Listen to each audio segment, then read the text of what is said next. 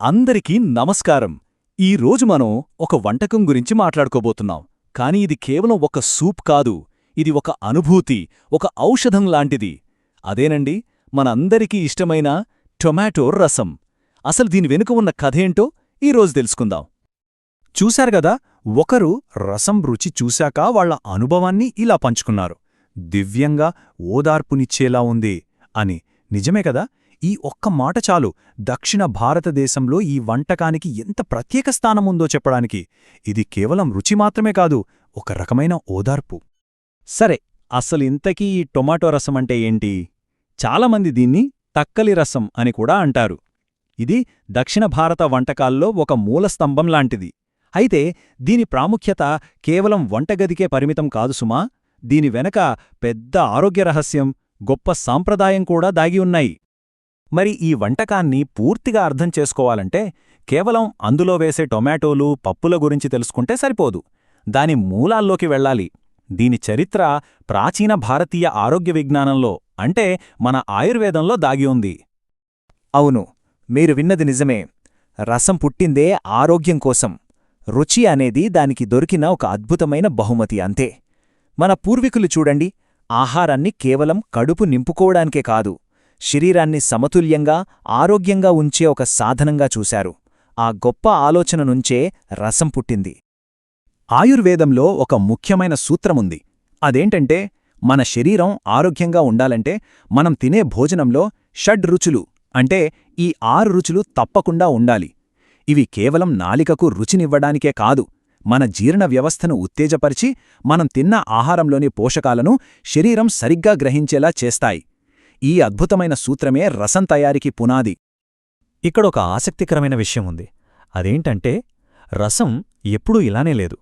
మొదట్లో రసాన్ని కేవలం చింతపండు పులుస్తూనే చేసేవాళ్లు. కాని కాలక్రమేణా మన దేశానికి టొమాటోలు వచ్చాక అవి రసంలో ఒక ముఖ్యమైన భాగమైపోయాయి. ఎందుకంటే టొమాటోలు చింతపండు పులుపుకు తమ సహజమైన తీపిని జోడించి రుచిని ఒక కొత్త స్థాయికి తీసుకెళ్లాయి. సరే, ఇదంతా బాగుంది. కాని రసం రుచికి, దాని ఆరోగ్య గుణాలకు అసలైన ప్రాణం ఎక్కడుంది? ఈ రుచులన్నింటినీ కలిపి పర్ఫెక్ట్గా బ్యాలెన్స్ చేసే ఒక కీలకమైన అంశం ఒకటుంది. అదేంటో ఇప్పుడు చూద్దాం. మరి ఆ రహస్యమేంటో తెలుసా? అదంటా ఒకే ఒక్క పొడిలో దాగి ఉంది. అదేనండి, ఇంట్లో తాజాగా దంచుకున్న రసం పొడి. ఈ పొడిలోని ప్రతి దినుసుకు ఒక ప్రత్యేకత ఉంది, ఒక ప్రయోజనముంది. ఈ రసం పొడిని ఇంట్లో చేసుకోవడం కూడా చాలా సులభం.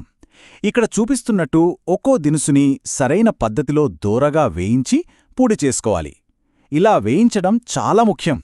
ఎందుకంటే అప్పుడే వాటిలో ఉండే సహజ నూనెలు, సుగంధాలు బయటకు వచ్చి రసానికి ఆ అద్భుతమైన వాసన, రుచి వస్తాయి.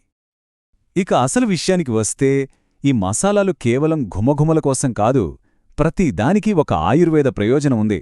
ఉదాహరణకు, మిరియాలు జలుబు, దగ్గుతో పోరాడతాయి. జీలకర్రేమో జీర్ణశక్తిని మెరుగుపరుస్తుంది. ధనియాలు శరీరంలో వేడిని తగ్గిస్తే, మెంతులు ఆకలిని పెంచుతాయి. చెప్పాలంటే ఈ రసంపొడి ఒక చిన్న ఆయుర్వేద మందుల పెట్టేలాంటిదనమాట. సరే, ఇప్పుడు మన దగ్గర ఈ ఔషధ గుణాలున్న రసంపొడి సిద్ధంగా ఉంది. మరింకేంటి, ఈ దినుసులన్నీ కలిపి ఆ అద్భుతమైన రసాన్ని ఎలా తయారుచేయాలో చూసేద్దాం రండి. ఈ మొత్తం ప్రక్రియ చూడ్డానికే 5 దశలుగా ఉన్నా చాలా సులభం. ముందుగా తాలింపుతో మొదలుపెట్టి టొమాటోలను బాగా మగ్గనిచ్చి మనం చేసుకున్న రసంపొడి వేసి చివరిగా కొత్తిమీరతో ముగిస్తాం. ఇక్కడ ప్రతి దశలోనూ రుచులు ఒకదానితో ఒకటి నెమ్మదిగా కలుస్తాయి. అప్పుడే మనకు ఆ సంపూర్ణమైన అనుభవం వస్తుంది. ముఖ్యంగా నెయ్యితో తాలింపు పెట్టడం వల్ల మసాలాల్లోని పోషకాలు మన శరీరానికి చాలా తేలిగ్గా అందుతాయి. ఇప్పుడు మనం మళ్ళీ మొదటికొస్తున్నాం. గుర్తుందా, మనం మొదట్లో ఆయుర్వేద సూత్రం 6 రుచుల సమతుల్యత గురించి మాట్లాడుకున్నాం కదా. మరి ఈ వంటకం తయారయ్యాక ఆ సూత్రం ఎలా నిజమైందో ఇప్పుడు చూద్దాం. ఇక్కడ చాలా ముఖ్యమైన విషయమేంటంటే, తయారైన టొమాటో రసంలో ఆ 6 రుచులు పర్ఫెక్ట్గా కలిసిపోయుంటాయి. టొమాటోలు, చింతపండు నుంచి పులుపు, చిటికెడు బెల్లం, నెయ్యి నుంచి తీపి, మిరియాల నుంచి కారం, పసుపు నుంచి చేదు, ఇంగువ నుంచి వగరు, ఇలా అన్నీ. ఇవన్నీ కలిసి మన నాల్కకు విందు చేయడమే కాదు, మన శరీరాన్ని కూడా సంతృప్తిపరుస్తాయి. అందుకే చూడండి, రసం తాగిన తర్వాత మనకొక రకమైన తృప్తి, హాయి కలుగుతుంది. చివరిగా ఒకసారి ఆలోచించండి.